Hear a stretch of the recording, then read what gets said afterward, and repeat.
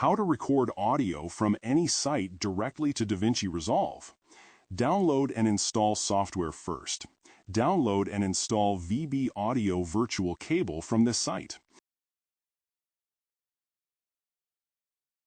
This software will allow DaVinci Resolve to record audio directly from your system.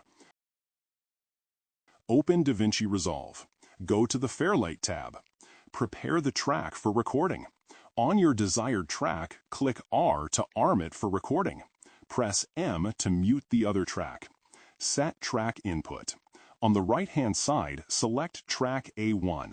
Click on Input to configure the source. Connect the source and destination.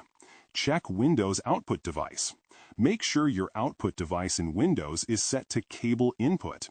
If it wasn't enabled, turn it on, then reconnect the input in DaVinci Resolve as described above. Start recording.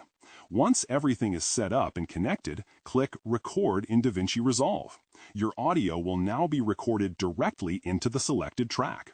Double-check that the track is armed and the correct input is selected before starting to avoid recording the wrong source.